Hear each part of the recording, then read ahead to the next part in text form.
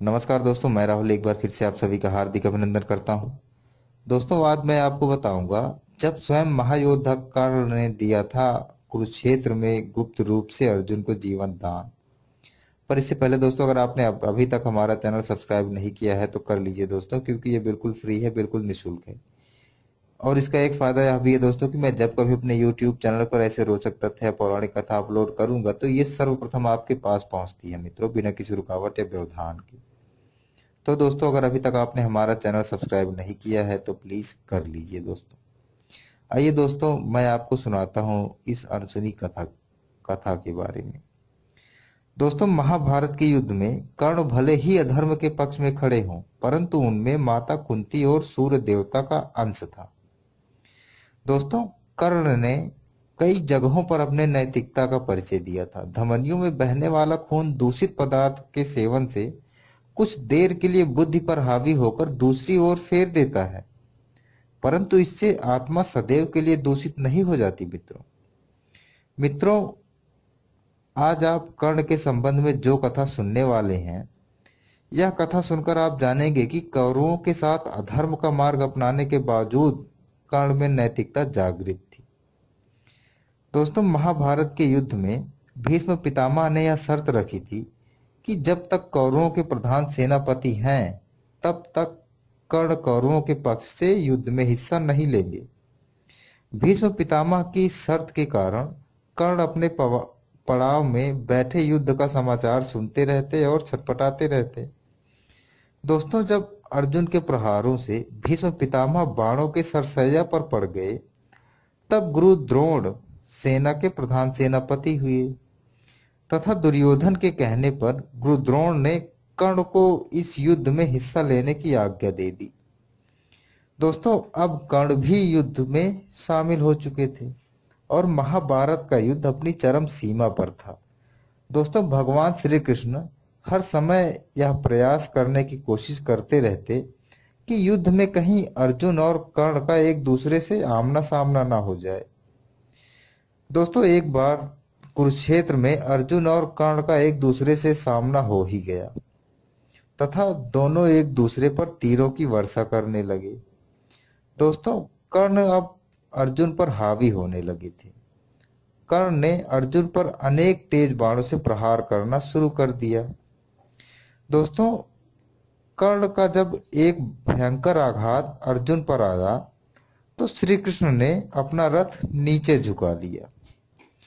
दोस्तों, कर्ण का वह बाण अर्जुन के मुकुट के ऊपरी हिस्से को काटता हुआ निकला और आश्चर्य की बात तो यह थी कि वह बाण कर्ण के तरकस में वापस आ गया और क्रोधित होकर कर्ण से तर्क वितर्क करने लगा। दोस्तों, कर्ण के द्वारा छोड़ा गया वह बाण क्रोधित अवस्था में कर्ण के तरकस में वापस आया और बोला कि कर्ण, अब की बार जब तुम अर्जुन पर निशाना साधो तो ध्यान रहे कि निशाना चूकना नहीं चाहिए। अगर मैं लक्ष्य पर लग गया तो हर हाल में अर्जुन मृत्यु को पा जाएगा तथा उसकी रक्षा किसी भी हालत में नहीं हो सकती। इस बार पूरे प्रयत्न करो कि तुम्हारी प्रतिज्ञा अवश्य पूरी हो। दोस्तों, कर्ण ने जब यह सुना तो उन्हें बड़ा आश्चर्य हुआ तथा उन्होंने उस बाण से परिचय पूछा और बोले कि मेरा अर्जुन के वध करने का संकल्प लेने के पीछे कई कारण है, परंतु मैं यह जानना चाहता हूं कि आखिर आपके मन में अर्जुन के वध को लेकर इतनी प्रबल इच्छा क्यों है। दोस्तों, कर्ण के यह पूछने पर वह बाण एक सर्प के रूप में प्रकट हुआ। वास्तविकता में उस बाण में एक सर्प का वास था। उसने कर्ण को अर्जुन से द्वेष रखने का कारण बताते हुए एक कथा सुनाई मित्रों, और कहा कि सर्प बने बाण ने अपना परिचय देते हुए कर्ण से कहा कि हे वीर, मैं साधारण तीर नहीं हूं, मैं महासर्प अश्वसेन हूं।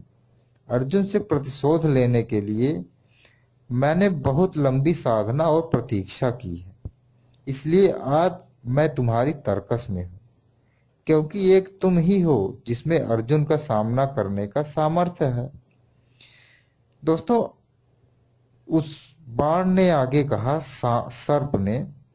अर्जुन ने एक बार खांडव वन में आग लगा दी थी। आग इतनी प्रचंड थी कि उस आग ने वन में सब कुछ जलाकर राख कर दिया था। उस समय मैं अपने परिवार के साथ रहता था उस वन में, तथा उस प्रचंड अग्नि ने मेरे पूरे परिवार को जला दिया और मैं अपनी उनकी रक्षा नहीं कर पाया। इसलिए प्रतिशोध के लिए मैंने बहुत लंबी प्रतीक्षा की है। सिर्फ सिर्फ ऐसा करो कि मुझे अर्जुन के शरीर तक पहुंचा दो। इसके आगे का कार्य मेरा घातक विष कर देगा। दोस्तों, कर्ण ने उस सर्प से कहा कि मित्र, मैं आपकी भावनाओं का सम्मान करता हूं, परंतु यह युद्ध के अन्य साधन के साथ नहीं, बल्कि अपने पुरुषार्थ व नैतिकता के रास्ते पर चलकर जीतना चाहता हूं। मैं अर्जुन के विपक्ष से युद्ध लड़ रहा हूं, किंतु इसका यह अभिप्राय न निकालें कि मैं सदैव अनीति का साथ दूंगा। यदि नीति के रास्ते पर चलते हुए अर्जुन मेरा वध भी कर दे तो मैं हंसते हंसते मृत्यु को गले लगा लूंगा, परंतु यदि अनीति की राह पर चलते हुए मैंने अर्जुन का वध कर दिया तो मुझे बिल्कुल भी स्वीकार नहीं है यह। दोस्तों, अश्वसेन ने कर्ण से बोला कि हे वीर, तुम में एक सच्चे योद्धा की विशेषता है, अतः मेरी नजर में तुम अभी से विजय हो चुके हो। यदि तुमने अपने जिंदगी में कोई अनीति का कार्य किया तो वह तुम्हारी असंगति के कारण था।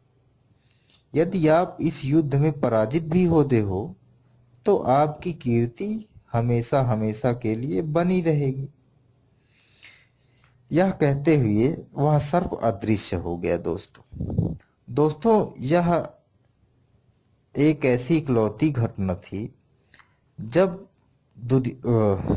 कर्ण ने अर्जुन को जीवन दान दिया था, भले ही गुप्त रूप में। दोस्तों, अगर आपको ये तथ्य अच्छा लगा है तो इसे लाइक करें, शेयर करें और साथ ही सब्सक्राइब करना ना भूलें हमारा चैनल।